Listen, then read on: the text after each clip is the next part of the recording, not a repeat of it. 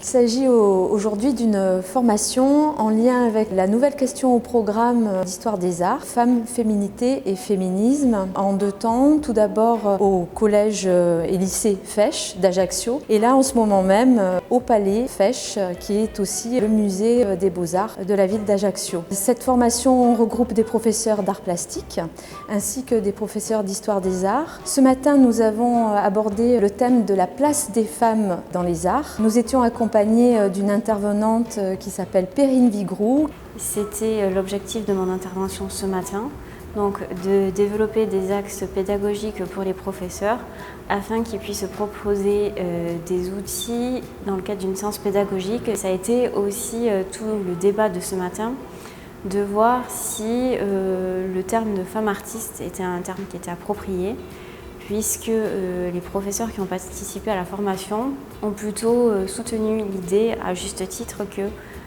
on était artiste, on n'était pas forcément femme artiste.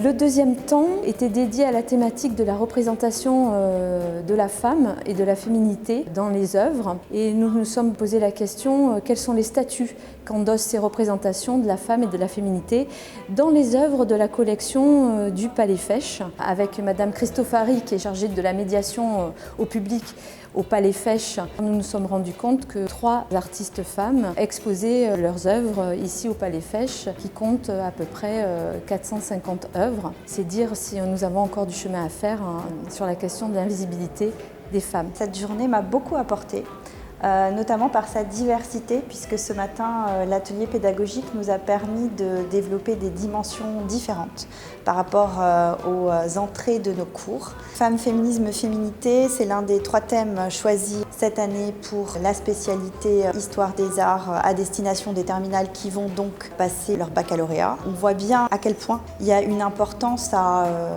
discuter, rediscuter encore et encore la place des femmes dans la société à travers ces femmes artistes, mais aussi toutes ces femmes qui, par leur invisibilité, malgré leur invisibilité, ont contribué à forger l'histoire des femmes dans l'art. Nous sommes en train de terminer la formation en abordant le thème de qu'est-ce qu'être artiste femme en Corse. Nous avons l'honneur d'accueillir l'artiste Agnès Accorsi qui traite de la question du corps, de la femme, de la féminité dans son œuvre et qui joue sur des paradoxes, des associations de contraires, de contradictions et qui met en place une dualité entre hommes et femmes.